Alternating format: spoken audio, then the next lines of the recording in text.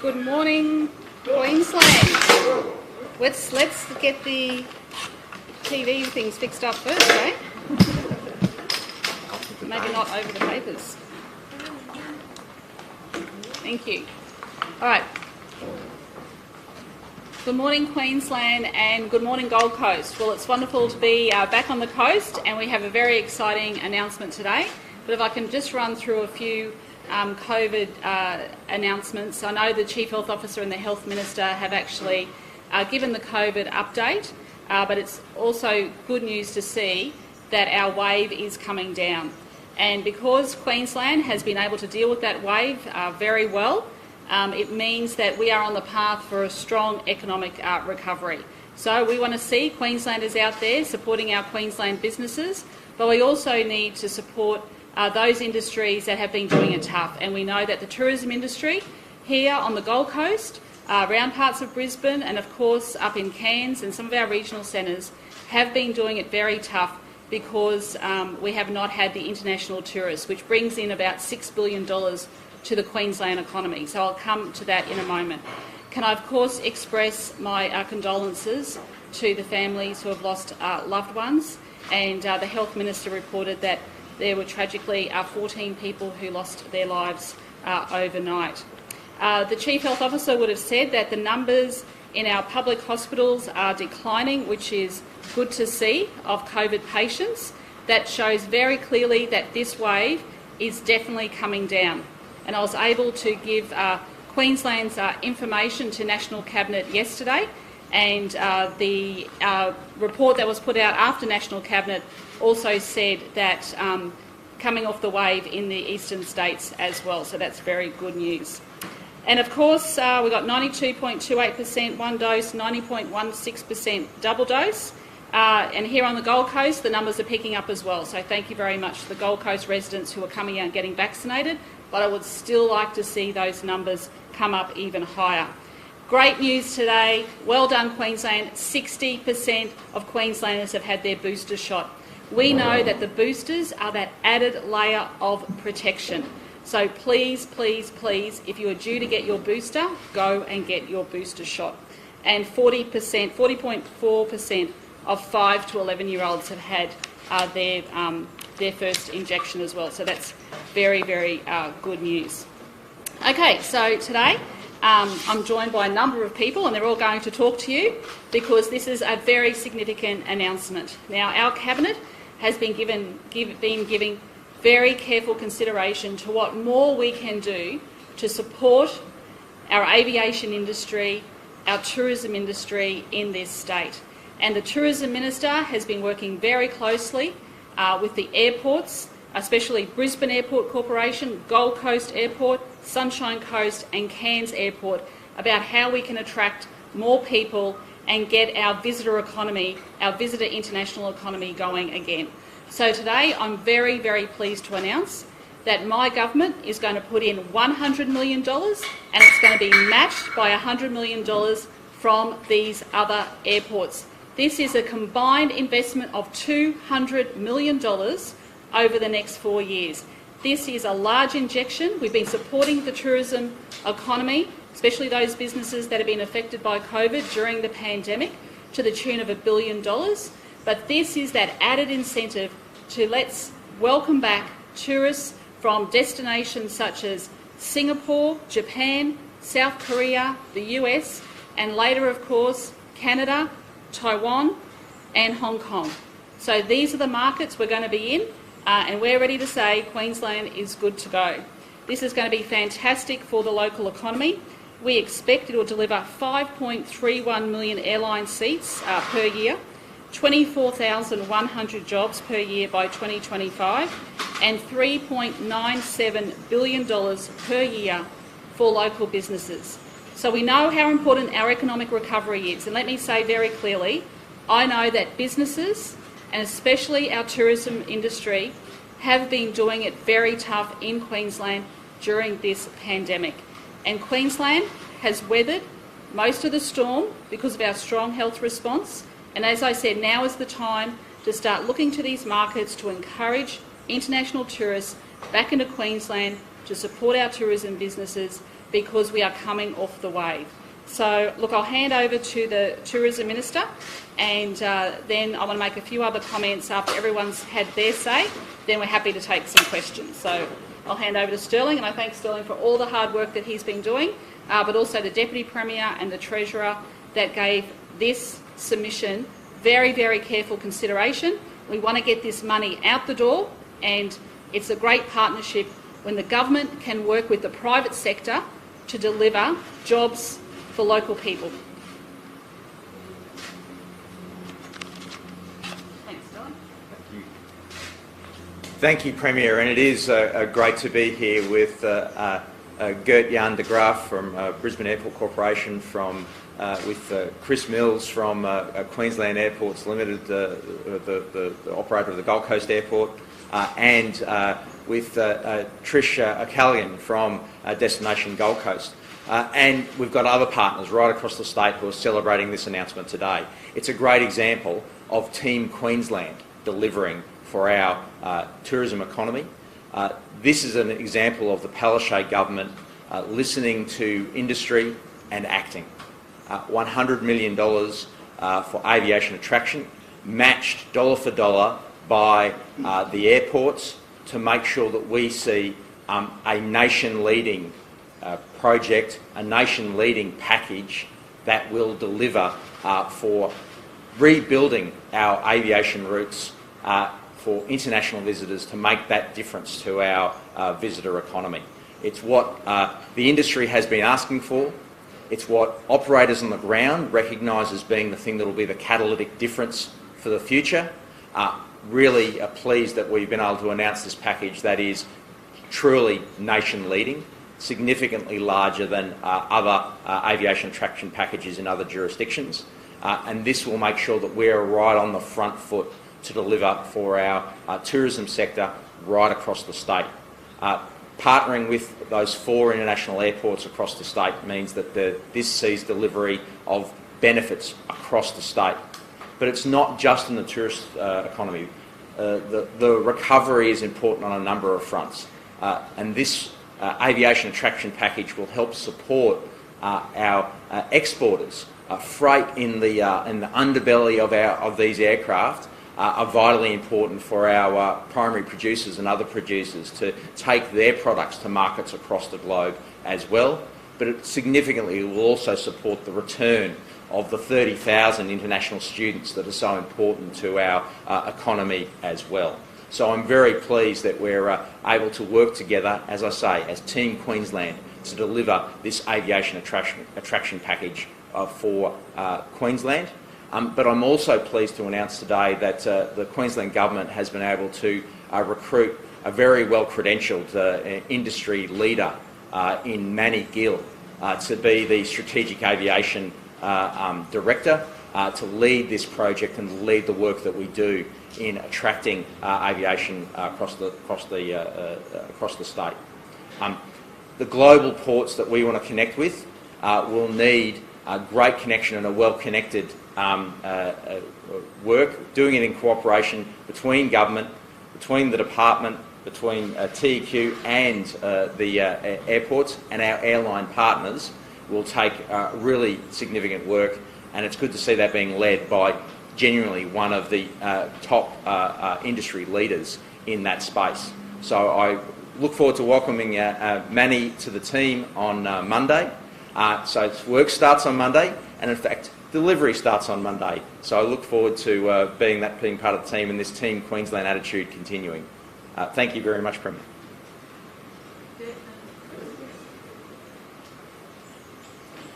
Thank you very much, Premiers. Thank you very much, Minister, and thank you very much, I would say, the government team, because this is a collaboration of various ministries within Ms. Palaszczuk's government. This is a very exciting day for Brisbane Airport, but for the Queensland aviation industry in general. This is probably one of our best weeks, with the announcement on Monday that we will see visitors coming back to our country from the 21st of February. And on top of that, then this Friday, the announcement that we will co-invest with the government in the return of our airlines and all visitors to our state. Excellent news, and very important news, because global competition for airlines is ferocious. We're competing with the whole world, and we're a little bit behind other countries because they opened up earlier than we did. But we're very well positioned to recover and to grow our industry further and into the future. I think this is particularly good news because it's not only about tourism, it's about stimulating aviation in general, and it also means that we're talking about freight. That's good for our farmers, it's good for our exporters and importers. We're talking about students, and therefore that's good for the universities. We're talking about everyone else that wants to travel, visit friends and relatives, and to see our beautiful country or go overseas to do business. Fantastic news for Brisbane Airport, as I said, with about 75% of all traffic to and from Queensland to the airports. This is enormous important news for us. We lost about two-thirds of our carriers over the last 2 years. Our international terminal has been virtually empty for almost 2 years. This will give us the boost. We talk a lot about boosters, I know. This will give a boost to the way we can recover our business. This will give a boost to everyone working at the airport, all 24,000 of them, to recover what we lost and to grow further and to grow into the future. So I'm very thankful and I'm very pleased with this co-investment fund with the Queensland Government, and we will be out there chasing airlines to come back to Queensland, and we will do it together as Team Queensland. So thank you very much.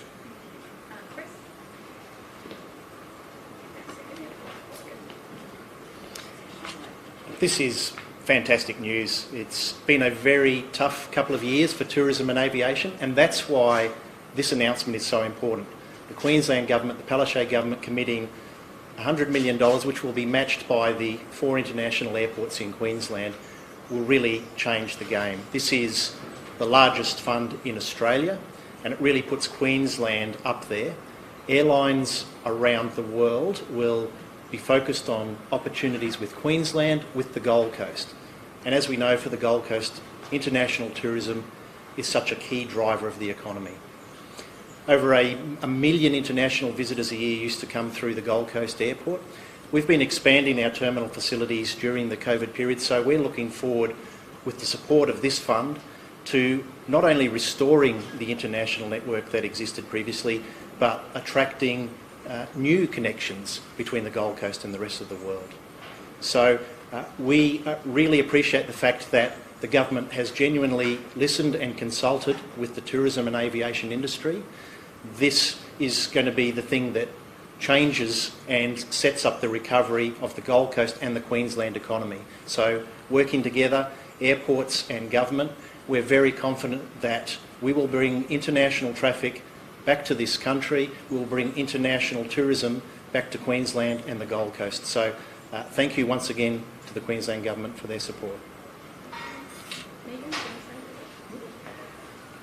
Yeah, wonderful to have everyone on the Gold Coast today, and great news particularly for this community. This funding is about making sure that planes can touch down and our tourism industry can take back off. These planes touching down doesn't just mean more planes coming to places like the Gold Coast helping our airports. It means that businesses in this community will benefit. So those cafes, restaurants, hotels, motels, they will all benefit from this funding, and that's what really this is about. So I want to congratulate the Premier and the Tourism Minister and all of our airport partners and Destination Gold Coast, who I know has been advocating for this funding. This is great news for our city, and hopefully the Gold Coast tourism industry gets back to where it was. We were thriving before COVID, and we want to make sure we continue to create jobs in this beautiful city. Thanks. We knew that for Queensland to be globally competitive, we needed an aviation war chest. And for the Premier and the Minister and the Queensland Government to gratefully make this announcement today, we now know Queensland has the biggest aviation war chest in the country. The message today to all our global airlines is that if you're going to fly into Australia, there is only one place to land, and that's Queensland. And for us, we know here on the Gold Coast, having lost 1 million tourists and more than $1.3 billion out of our economy nearly 2 years to the day now, this is the critical lifeline that we need, and we're grateful to the Premier, the Ministers and the Queensland Government to work with our airports to make this a reality. Thank you. So this is great news. It's obviously a big signal from our government that we are absolutely 100% committed to the economic recovery of this state, and especially to the tourism sector that has been hard hit. I want to thank Queenslanders for going out and supporting domestically with our Good to Go campaign, but now the Good to Go campaign goes global. So we want to attract as many people here. Just remember, they have to be double vaxxed to come in. So we're very keen to make sure that that requirement stays. If they aren't, of course, they have to go and quarantine. But these are the markets we're focused on. We've got the team behind us to do it, and we're going to deliver for the people who've been really doing it tough. Happy to take some questions. How worried are you about COVID in schools at the moment and the case numbers? There's something like 80 schools with cases, I believe. Well, the numbers are pretty steady at the moment. We've seen a slight increase today. Dr Gerard gave us that information this morning on our daily phone hookup. But at this stage, it's quite mild in children, which is good news. And also, too, we have the capacity for our PCR tests, but also, too, we've distributed those rats out to the school. So if anyone does develop symptoms, they can go and get that rat test. It's available to both the workers in the schools, but also to the students. And of course, don't forget too, our students are wearing masks as well, so there's an added layer of precaution there as well. I mean, what are you going to do in response to the ATAGI advice in relation to having to have a booster to be fully vaccinated in Queensland? Yeah, sure, that's a really good question. And look, we got the advice from ATAGI yesterday at National Cabinet. So what ATAGI is saying is that really to be up to date, you need to have that third booster shot. Our numbers are at 60% in Queensland. We need to drive up that booster rate. So can I please urge people, that booster gives you that added layer of protection. And even if you have had the virus, you should still go and get that booster shot.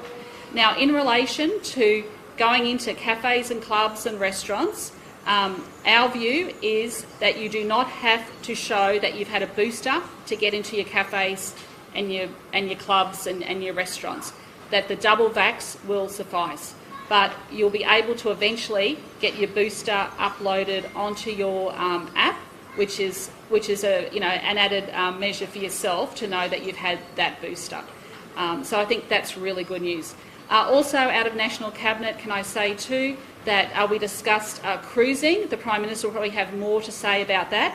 We have an international cruise ship terminal ready to go in Brisbane, and we have agreed that Queensland, New South Wales and Victoria will now work together on some shared protocols, which I think is sensible and logical, so we could welcome back the cruise ship industry in some form in the next 3 to 4 months. Now, my view would be to start off small, to see how it goes, to give people confidence, but I'll work with both of the premiers to come up with some guidelines that we'll discuss with the cruise industry.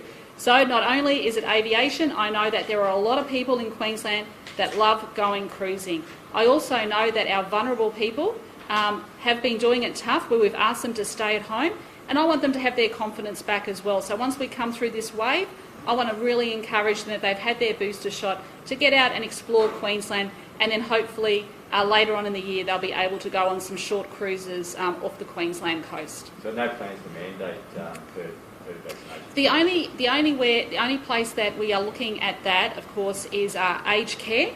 And we will give careful consideration to the disability sector and our health workforce. But we will be discussing, the Health Minister will be discussing with those sectors, but I don't want to preempt anything that the Prime Minister might say on this later today. Just with aged care, yes. With Jeddah Gardens, yes. You might be doing your own independent inquiry into everything that's happening. Oh, I think the Health Minister's looking into that. One thing that I did raise at National Cabinet, I mean aged care was discussed, is that I think we need the aged care operators to be more open with the parents and the families. It is a very stressful time. I think it's quite traumatic if people don't get information about how their loved one is. The other area I'm very concerned about, don't forget, there are a lot of people in aged care that don't have any family, that don't have anyone, who don't have any visitors. And if the staff aren't looking after them, who is? I mean, this is taking a toll on people's mental health.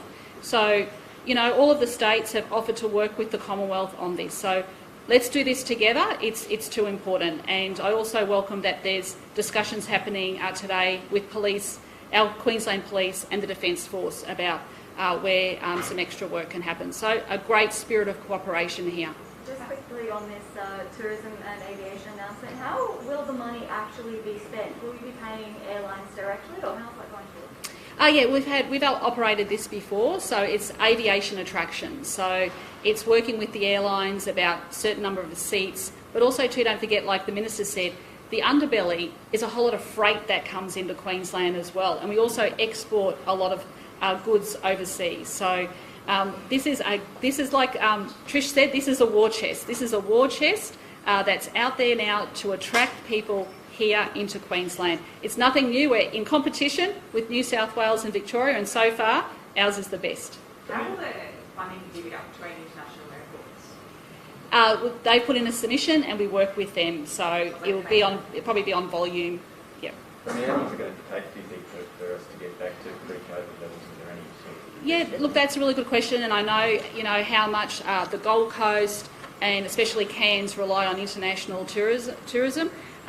I know that very well because I've been to these centres during the pandemic. I know the Minister's been engaged with the tourism sector right across the state.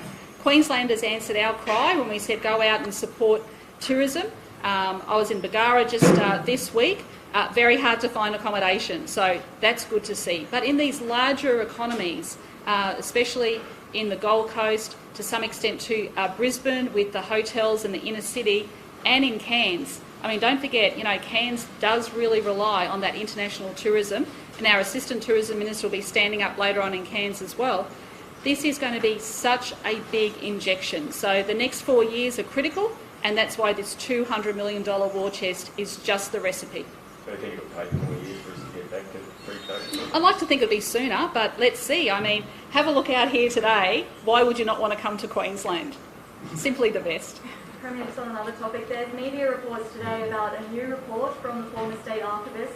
Is that the report you were seeking advice on for the Triple C to release, or is that a different one? Look, I haven't seen that one. I'm happy to find out more information, but we do know that there is a report that is due to be released anytime soon. So as soon as we get that report back, it's going to be released. Yeah. I think talk to the Department of Innovation and Housing. Yep. In the report that we're speaking about, Mike Summerall has accused the state government of burying the report and ignoring his recommendations to stop the use of back-channel correspondence and destruction of records. What do you say to those accusations? Yeah, look, I take all of those issues very seriously. This report goes back to 2017. My understanding is that the reports were forwarded to the Triple C. At the time, I stood the Minister down. The Triple C found no evidence of corruption, and so the Minister resumed his portfolio duties. This was 2017. Other issues that the archivist has raised, we have an independent QC that will look at those issues, and I thank him for raising those issues, and they'll be given careful consideration, as I have promised the people of Queensland. The report made 15 recommendations. Were any of those implemented by government? I haven't seen exactly those recommendations, but I have been told that all of the recommendations have either commenced or are underway. How damaging do you feel these allegations around cultural problems and integrity have been for your government in the past 3 weeks? Yep, I have acknowledged that we need to do better. I have acknowledged that we need to have confidence in our robust checks and balances, just like every government does.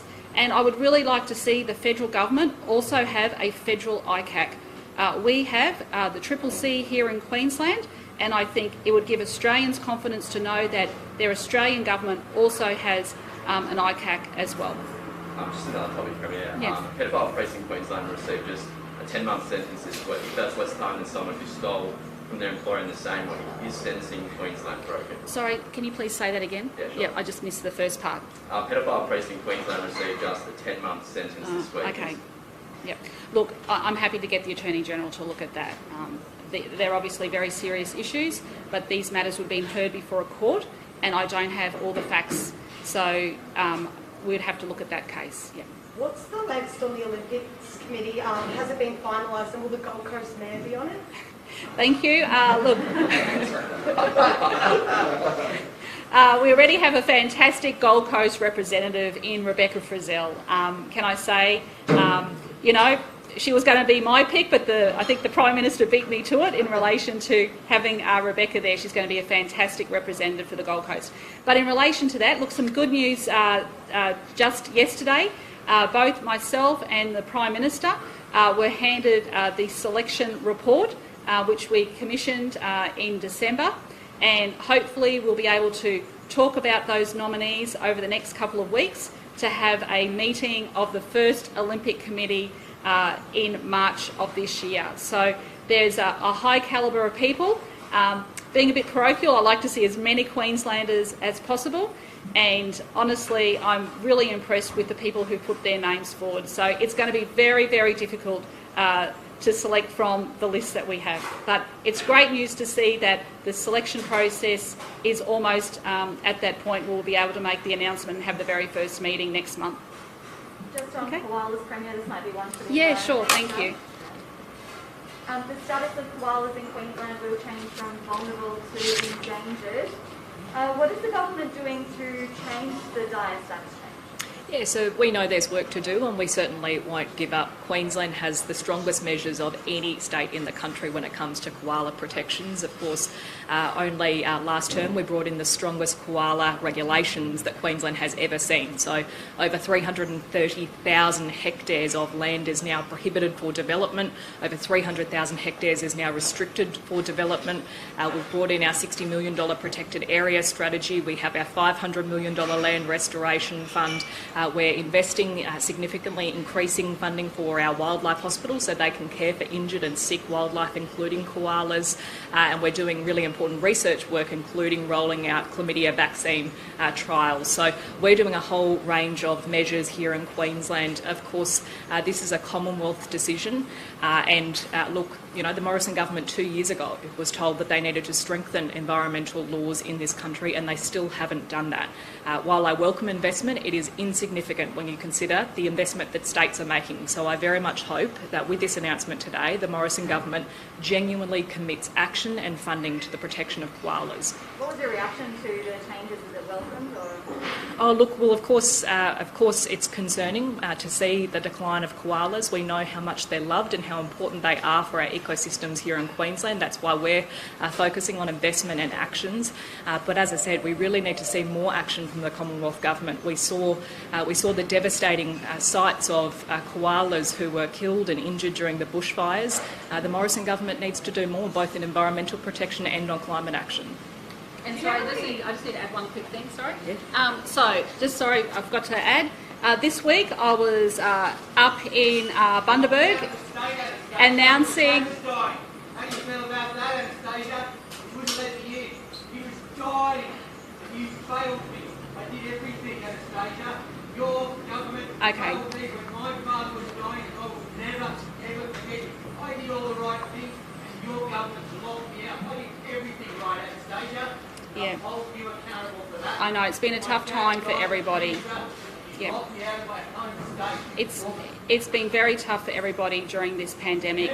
A lot of people have not been able to see family and friends, and we're seeing loved ones being lost. I feel that just as everyone else does. It has been an absolutely tough time, and I can understand why that gentleman is very upset and very distressed. So all I can do is apologise to people who haven't been able to see their loved ones during the pandemic. No one asked for this pandemic, and we've been trying to manage it as best we possibly can, and Queenslanders have done a great job. But finally, can I just say, can I absolutely thank the federal government as well. On Tuesday I was up in Bundaberg announcing $600 million for the Paradise Dam, and we heard overnight that the federal government is going to match our $600 million. That's now $1.2 billion. We can get on, fix that dam, build it up, and that has water security and safety for that region for many generations to come. So I just want to acknowledge that funding, and it's great to see within a week $1.2 billion. So thank you, everyone. Thanks, everyone. You want to get some planes and Sorry? we can get some yeah. shots of some planes. You want Yeah, sure.